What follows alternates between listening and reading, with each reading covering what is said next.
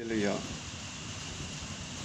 பிரியமான தேவனுடைய பிள்ளைகளுக்கு ஸ்தோத்திரங்கள்.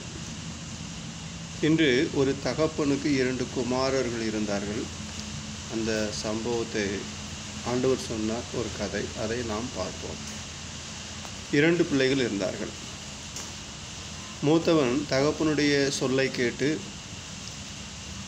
சொத்து சுகம் எல்லாவற்றையும் மிகவும் அழகாக பார்த்து கொண்டார். இளைய மகன் கீழ்ப்படியாதவனாக இருந்தான். அவன் கீழ்ப்படியாதபடினாலே தகப்பன் எவ்வளவோ சொல்லி பார்த்தும் கேட்கவில்லை. நண்பர்களோடு ஊர் சுற்றி பலவிதமான காரியங்களை செய்து கொண்டிருந்தான். இன்றைக்கும் பாருங்கள், பிள்ளைகள் சில நேரத்தில் பெற்றோர்கள் நல்ல காரியங்களை சொன்னால் கேட்க மாட்டாங்க. அவங்களோட நண்பர்கள் யாராவது சொன்னால் அதை உடனே கேட்டுக்குவாங்க. நண்பர்கள் சொல்லுறதை கேட்டு போவாங்க. அப்படி இளைய மகனும் நண்பர்கள் சொல்லுகிறத கேட்டு போய் என்ன ஆச்சுன்னா, ஒரு நாள் நண்பருடைய பாதையில் போயிட்டான். நண்பர்கள் அவனை தூண்டி விட்டாங்க, சொத்தை பிரித்து வாங்கிட்டு வா அப்படின்னு. நம்ம அங்கே போனால் பெரிய பிஸ்னஸ் பண்ணலாம், உங்கள் அப்பாவோட பெரிய ஆட்களாக மாறலாம் அப்படின்னு சொல்லி நண்பர்கள் ஆலோசனை கொடுத்ததுனால இளைய மகன் என்ன பண்ணோம்னா அப்பாட்ட போய் சண்டை போட்டு, என் சொத்தை எனக்கு பங்கு பிரித்து கொடுங்க, என் சொத்தை கொடுங்க, நான் போய் பெரிய பிஸ்னஸ் பண்ணி அதை செய்ய போகிறேன், இதை செய்ய போகிறேன், அப்படி சாதிக்க போகிறேன்னு சொல்லி வாங்கிட்டு சண்டை போட்டு வாங்கிட்டு போயிட்டான். தகப்பன் மிகுந்த வருத்தத்தோடு வேதனையோடு பிரித்து கொடுத்துட்டார். சரி, போன மகன் நன்றாக இருந்தான்னா இல்லை. என்ன பண்ணணும் அப்படின்னா, போய் நண்பர்களோடு சேர்ந்து அவன் என்ன பண்ணான் அப்படின்னா, குடிக்க, கூத்தடிக்க, இப்படி பல விதமான வேலைகளை செய்துக்கிட்டே இருந்தான். குன்றும் குன்றி தின்றால் குறைந்து போகும் அப்படிங்கிறது வழக்கச்சொல். இவன் என்ன பண்ணோம்னா, பல லட்சங்களை கையில் வச்சுருந்தவன் கடைசியில் எல்லாவற்றையும் உட்கார்ந்து செலவழித்தான். எப்படி செலவழித்தான்னா, ஹோட்டலுக்கு போய் சாப்பிட்டான், பார்க்குக்கு போனான், பீச்சுக்கு போனான், லாட்ஜுக்கு போனான். நண்பர்களோடு சேர்ந்து எல்லா விதமான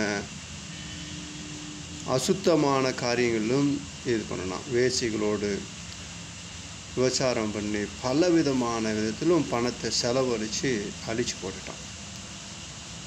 இப்போது அந்த அவன் இருந்த ஊரில் என்ன ஆச்சுன்னா, பெரிய பஞ்சம் உண்டாயிடுச்சு. இவனும் எல்லாத்துலேயும் குறைபட தொடங்கிட்டான். இவனுடைய நண்பர்கள் இவனை விட்டு விலைக்கு போயிட்டாங்க. இப்போ இவனுக்கு ஆறுதல் சொல்கிறதுக்கு ஆள் இல்லை, சாப்பாடு கொடுக்க ஒரு நேரம் தண்ணி கொடுக்க கூட ஆள் இல்லை. இப்போ இவன் வேலை செஞ்சால் தான் சாப்பிட முடியும். அப்போ அந்த ஊரில் ஒரு பணக்காரன் இருந்தான். அவன் அந்த நாட்களின்படி அவன் நிறைய பன்றிகளை வச்சுருந்தான். அந்த பன்றிகளை மேய்த்திட்டு வர்ற வேலைக்காரர்களை வச்சுருந்தான். இவன் போய் அங்கே வேலை கேட்டான். பன்றி மேய்க்கிற வேலை தான், வேறு என்ன வேலை? இன்றைக்கும் பெற்றோர்களுக்கு கீழ்ப்படியாமல் அடாவடியாக அலைஞ்சி போகிறான்னா வேறு என்ன வேலை செய்வான்? நான் அதை செஞ்சிருவேன், இதை செஞ்சிருவேன், அதை சாதிச்சிருவேன், இதை சாதிச்சிருவேன், ஒன்றும் சாதிக்க முடியாமல் பன்றி மேய்க்க தான் போவாங்க. பன்றி மேய்க்க போனவனுக்கு சரியான சாப்பாடு இல்லை. சரியான சாப்பாடு இல்லாதபடினாலே பன்றிக்கு போடுகிற அந்த தவிட்டை எடுத்து அதை தின்னு விடலாம் என்று சொல்லி நினைத்து எடுத்த பொழுது அங்கேயும் அடி உத, சாப்பாடு சரியாக கிடைக்கல.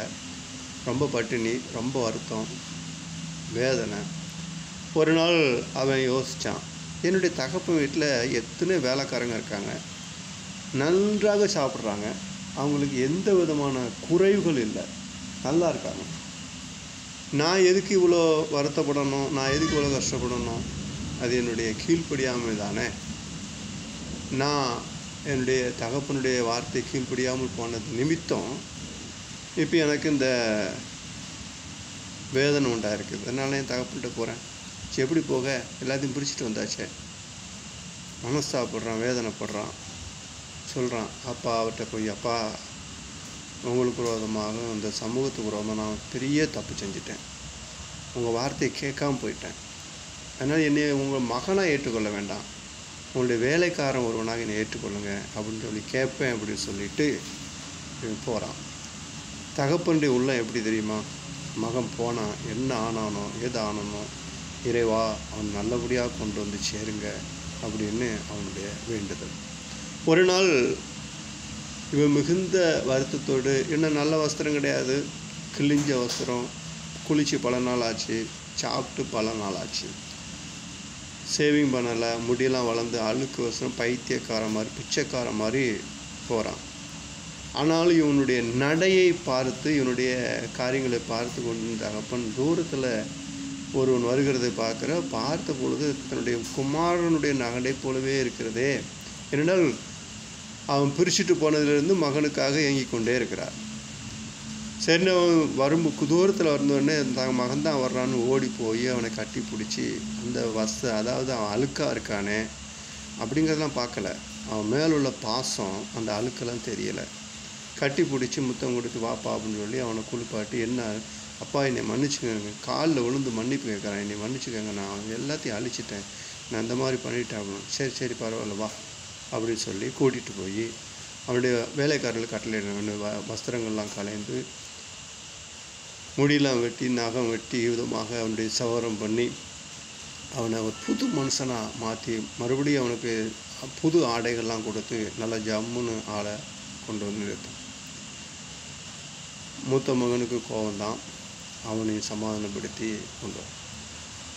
அப்போது இப்படியே நம்முடைய கர்த்தராகிய இயேசு கிறிஸ்து நாம் பாவம் செய்து கர்த்தரை விட்டு தூரமாய் விலகி போனாலும் தேவன் தாய் அன்புள்ளத்தோடு தகப்பன் அன்புள்ளத்தோடு அவர் நம்மை எதிர்நோக்கி பார்த்து கொண்டே இருக்கிறார். நாம் தவறு செய்தாலும் அவர் நம்மை மன்னிக்கிறவர். தருணங்கள் நமக்கு இந்த நாட்களில் கொடுக்கப்பட்டிருக்கிறது. இதை நாம் இழந்து போகாதபடி இந்த தருணத்தை பயன்படுத்தி இறைவனிடத்திலே கிட்டி சேர்வோம், ரட்சிப்பை சுதந்திரித்து கொள்வோம்.